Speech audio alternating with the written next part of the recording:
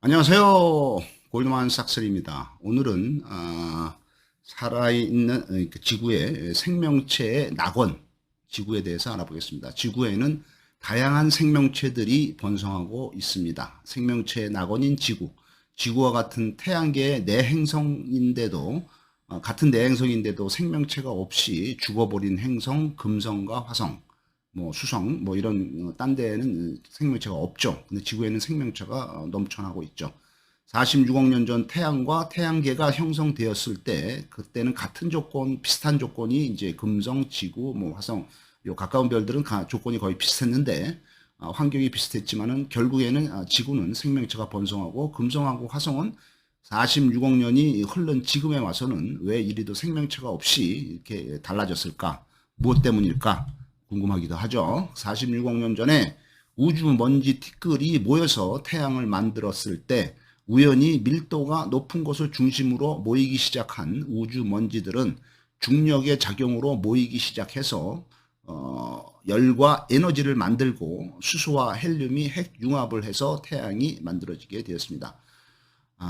어느 이름 모를 초신성 거대한 별이 폭파되면서 죽었을 때 방출된 그 자네들, 그러니까 이 그 죽음이 끝났을 때 나왔던 그 잔해들로 다시 중력의 작용으로 만들어진 태양계, 태양이라든가 지구, 뭐 화성, 금성 이런 그 태양계의 행성들 새로운 것이 이제 탄생이 됐죠. 그래서 결국 죽는다는 것은 죽음이라는 것은 다시 새로운 시작, 끝은 끝이 아니고 새로운 시작과 새로운 생명을 낳게 된다 이렇게 되겠습니다. 태양의 중력에 끌려서 태양으로 합류하지 못한 나머지 변방의 찌꺼기들이 모여서 만들어진 것이 태양계의 행성이 되겠습니다. 태양계의 내 행성은 수성, 금성, 지구, 화성, 외 행성은 목성, 토성, 천왕성, 해왕성 이렇게 되어 있습니다. 내 행성은 고체의 행성이고 외 행성은 기체로 구성된 행성이 되겠습니다.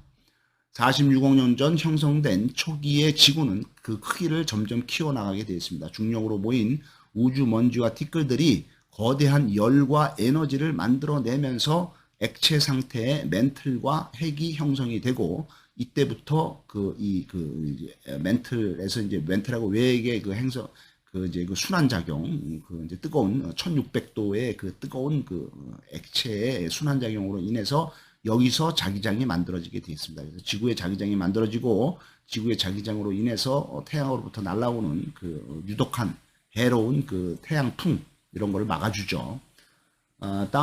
대기에 있던 수소와 헬륨은 태양풍과 지구의 열로 인해서 대부분 이 가벼운 원소인 수소와 헬륨은 우주로 날아가 버리게 되겠습니다. 그래서 지금 지구의 대기를 구성하는 것은 제일 많은 것이 이제 77%를 차지하는 질소, 그 다음에 이제 21%를 차지하는 산소, 그 다음에 이제 이산화탄소는 0.04%, 그 다음에 뭐 아르곤도 있고 뭐 메탄도 있고 여러 가지 그 물질들이 이제 지구 대기를 형성하고 있죠.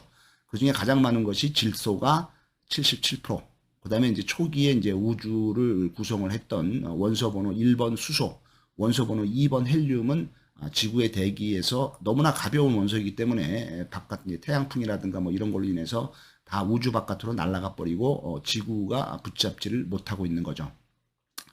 지금 태양을 구성하고 있는 것도 아니면 또 우주를 구성하고 있는 것도 대부분의 그 우주를 구성하는 물질의 75%가 이제 수소, 그다음에 이제 25%가 이제 헬륨, 그다음에 나머지 이제 1% 정도가 나머지 이제 뭐 질소, 산소, 탄소, 뭐 아르곤, 철, 뭐 이런 것들이 되겠죠. 그러니까 이제 우주에 가장 많은 것이 지금 수소가 되겠고, 이 수소가 우주의 한 70%, 75%를 차지한다 이렇게 되겠습니다.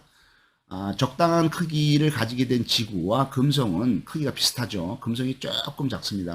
거의 뭐 비슷하다고 볼 수가 있는데, 이들은 그나마 중력이 강해서 바깥쪽의 대기를 잡을 수가 있지만은 크기가 지구의 4분의 1밖에 안 되는 작은 화성은 중력이 약해서 화성의 대기는 전부 우주로 날아가 버렸습니다. 그래서 화성에는 대기가 없다 이렇게 되어 있습니다.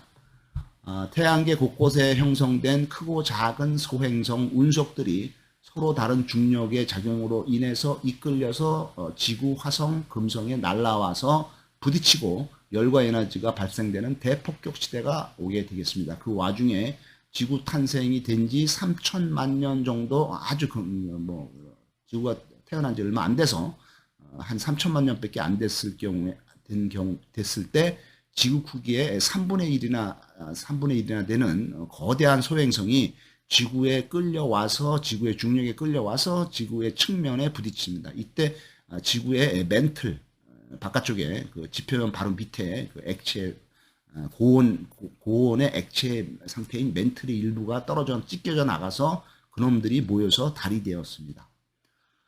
지구 중심에 있던 내핵이나 외핵이 아니라 내핵이나 외핵 바깥쪽에 있던 맨틀이 찢겨져 나가서 이제 달이 형성이 된 거죠.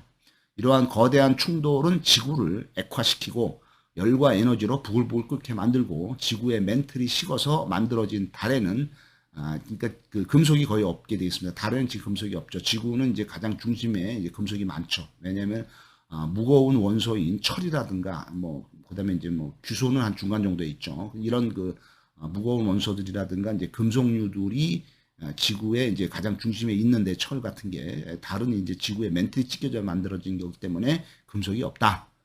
그렇게 됐습니다.